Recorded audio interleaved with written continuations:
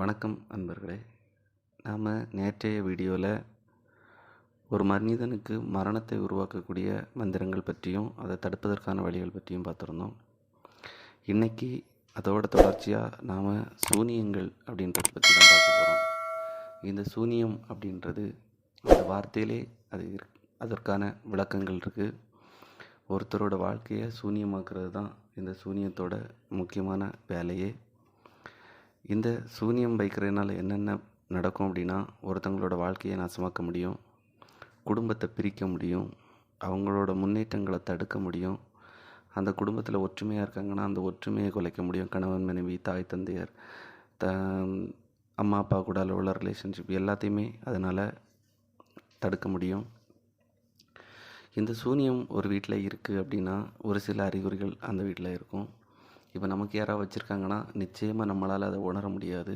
ஏன்னா எந்த தெய்வத்தை கொண்டு வச்சுருக்காங்களோ அந்த தெய்வத்தை அதை தடுக்க தான் செய்யும். நம்மளுக்கு அது தெரிஞ்சிச்சுன்னா நம்ம அதை தடுக்கிறதுக்கு ஏதாவது ஸ்டெப் எடுப்போம். அதனால் நமக்கு தெரிய விடாமல் தடுத்துக்கிட்டு தான் இருக்கும். அது மட்டும் இல்லாமல் நமக்கு சூனியம் வச்சுருக்காங்க அப்படின்றத நாம் உணரவே மாட்டோம். ஆனால் ஒரு சில அறிகுறிகளை நம்ம தெரிஞ்சுக்கிட்டால் ரொம்ப நல்லது. தெய்வ வழிபாடு செய்ய முடியாது. கோயிலுக்கு போகலான்னு நினைப்போம், இன்றைக்கி வேணாம் இன்னொரு நாள் போய்க்கலாம் அப்படின்னு அதை தள்ளி போட்டுகிட்டே போய்ட்டுருப்போம். கோயில் பக்கம் போகவே மாட்டோம். அப்படியே போனாலும் அங்கே நின்று முழு மனதாக நின்று சாமி கும்பிட மாட்டோம். குலதெய்வ வழிபாடு அப்படின்றது குலதெய்வத்தோட ஞாபகமே நமக்கு வராது. அப்படியே வந்தாலும் சரி அடுத்த வாரம் போகலான்னு அதுவும் தள்ளி போய்கிட்டே இருக்கும். நமக்கு நம்மளை சுற்றி ஏதாவது ஒரு துர்நாற்றம் இருந்துக்கிட்டே இருக்கும். அதாவது வீட்டுக்குள்ளனாலும் சரி ஏதாவது ஒரு சின்ன ஸ்மெல் இருந்துக்கிட்டே இருக்கும். அது பாசிட்டிவாக இல்லாமல் நெகட்டிவான ஸ்மெல் ஒன்று இருந்துக்கிட்டே இருக்கும். அப்புறம் தூங்கும்போது கெட்ட கெட்ட கனவுகள் வரும். இப்படிப்பட்ட சிம்டம்ஸ் மூலமாட்டு அது இருக்குன்றத நம்மளோட தெய்வங்களும் நம்மளை சார்ந்த நல்ல சக்திகளும் நமக்கு தெரியப்படுத்தும். ஆனால் நம்ம அதை கடைசி வரைக்குமே உணர மாட்டோம்.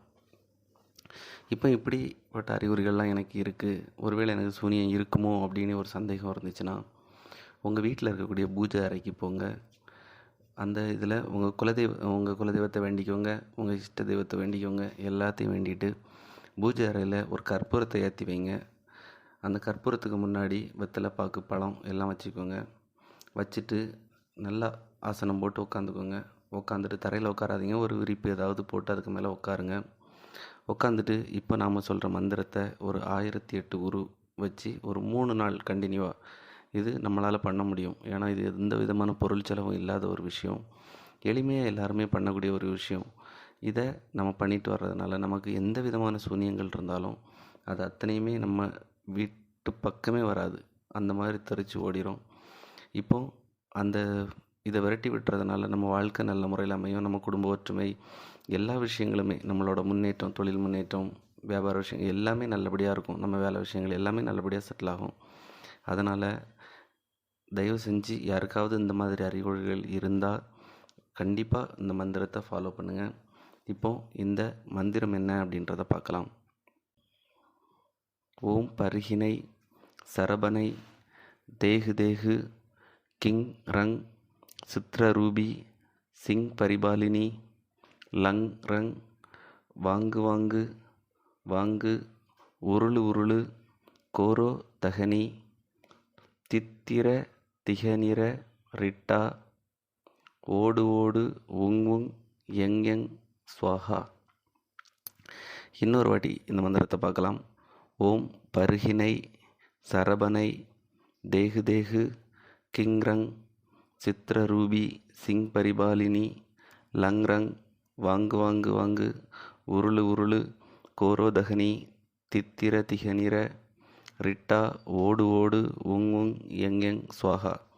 இதுதான் அந்த மந்திரம். தேவைப்படுறவங்க நிச்சயமாக இந்த மந்திரத்தை நீங்கள் உங்கள் வீட்டில் இருந்தே சொல்லலாம். இதுக்கு எந்த விதமான தடைகளும் இருக்காது.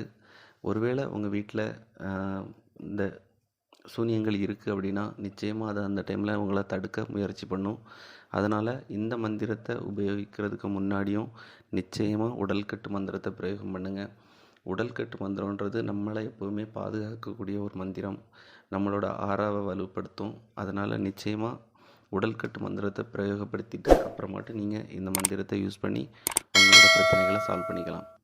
நன்றி நண்பர்களே, மீண்டும் அடுத்த வீடியோவில் சந்திப்போம்.